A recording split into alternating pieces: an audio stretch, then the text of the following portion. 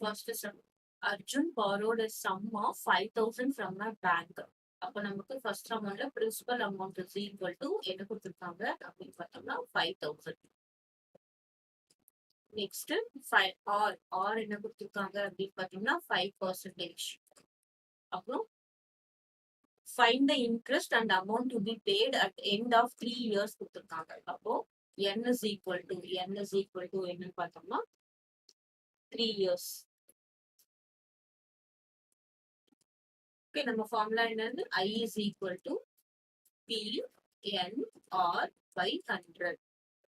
So which is equal to P என்னது 5,000 rupees into N என்னது 3 years into R என்னது 5 divided by 100. நம்ம 0 இங்க 2 0 கேன்சல் பண்றோம்.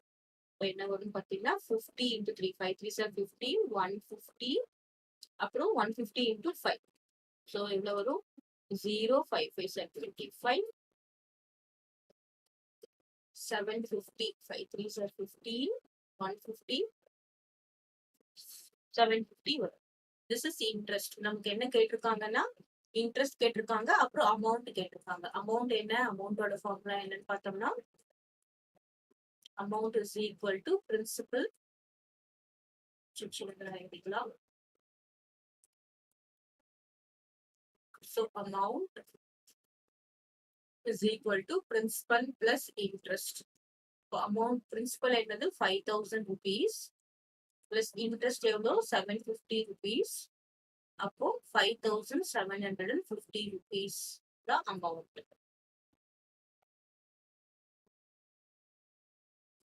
Amount is equal to 5,750 rupees.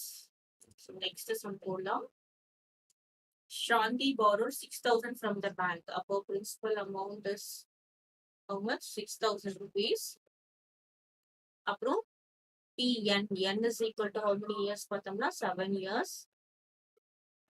Rate of interest R is equal to 12%. இப்போ I is equal to PNR by 100. P வந்து எவ்வளோ 6,000 into n is 7 into 12 divided by 100. என்னாகும் இங்க 0 0 இது ஒரு 0 இது ஒரு 0 கேன்சல் ஆயிடும். 6 7 6 are 42. என்ன வரும் 4 2 0 into 12 வரும். இப்போ நம்ம மல்டிப்ளை பண்ணி பார்க்கலாம். 42 into 12 என்னது 2 2 are 4 4 2 are 8 2 4 4 0 ரிமைண்டர் 1 5. இங்க ஒரு 420 ஒரு 0 இருக்கிறது, இங்க ஒரு 0 போட்டுக்கிறோம்.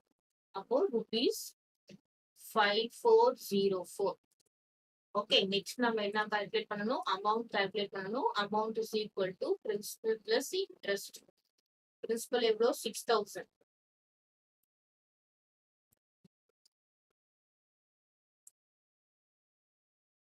ஸோ 6,000 பிளஸ் இன்ட்ரெஸ்ட் எவ்வளோ 5040. இப்போ இது கூட 6,000 ஆட் பண்ணினோம், நமக்கு என்ன வரும் 04011. ஸோ அமௌண்ட் நெட் அமௌண்ட் கடைசியா எவ்வளோ பே பண்ணியிருப்பாங்க அவங்க பேங்க்குக்கு 11,040 rupees.